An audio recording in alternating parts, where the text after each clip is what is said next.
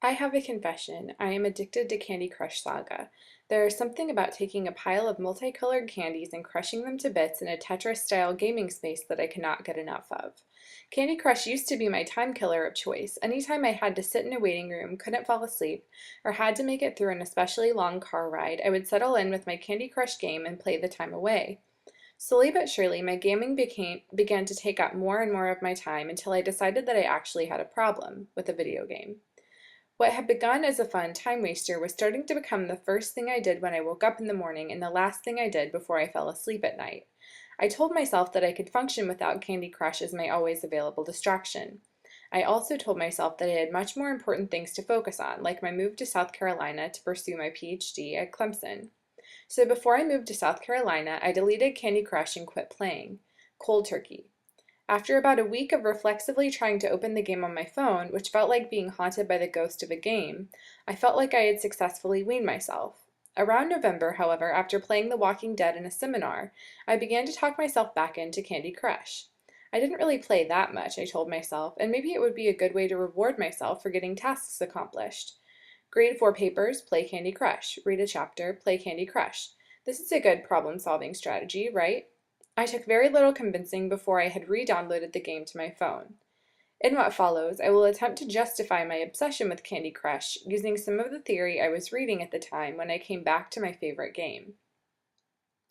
In Jan Holmovic's intervention, Free Play in the Age of Electracy, he supplements Olmerian discussions of electric composing by positing another avenue for such playful exploration.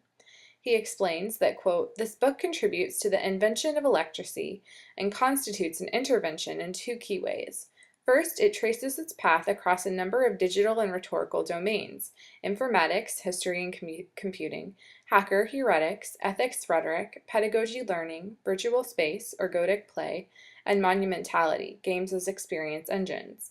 Second, it introduces play as a new genre of electracy, allied with, but an alternative to, the My Story genre, as the ludic electric transversal. In other words, it broadens the myhistorical genre by including the ergodic, end quote. Thus, the central question of the book is to consider, quote, how play invents electracy, end quote. Play, as Helmovic points out in the chapters that follows, can be subversive, productive, a form of activism, and a strategy for problem solving, just as the My Story's introspective and anecdotal project might be a method for rewriting the discourses that inform us. In particular, Helmovic focuses on hackers, whom he labels hacktivists, who, quote, work within the core of the code that they are creating while concurrently forging new methods for inventing code itself, end quote.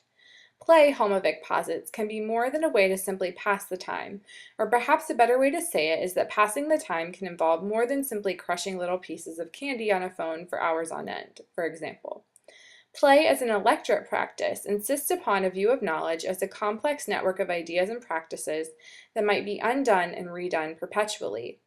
Holmovic explains, quote, these programmers, hackers, were rewriting the institution by undoing its dependence on the containment of knowledge within proprietary, scientifically anointed spheres of power, end quote.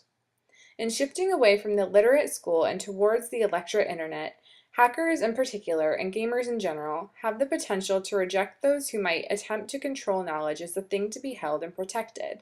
Instead, hackers and gamers actively create and recreate knowledge and would insist, generally, that such creation is dispersed, always unraveling, and always out of our control.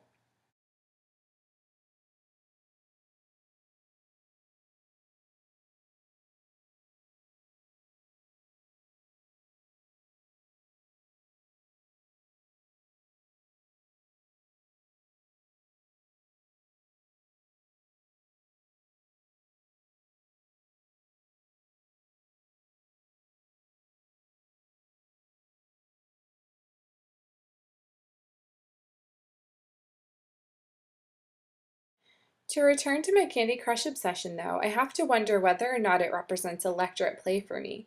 Following Homovic's discussion, I don't necessarily see myself hacking the game mechanically, and I definitely lack the expertise to trick the game into letting me move to the next level when I'm stuck, as I am currently.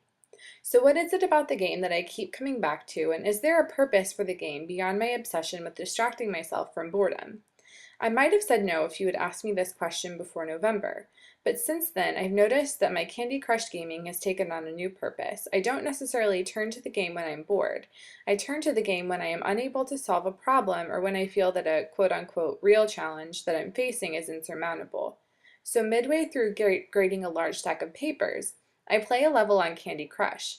It makes me feel as if I've accomplished something, and it gives me a manageable and low-stakes challenge to counter my high-stakes and more difficult challenge. While this game does perhaps allow me to temporarily avoid problems or responsibilities, I would also argue that it allows me to reconfigure my perspective about them. Instead of seeing my inbox full of papers as a daunting task, I begin to see my grading challenge for the day as a game.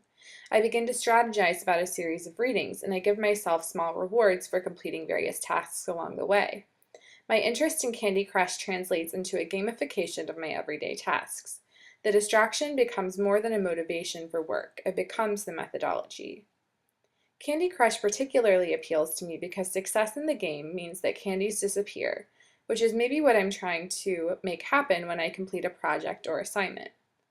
The visual of success, meaning disappearing stress, helps to motivate me to return to my grading, reading, or writing with a renewed sense of purpose.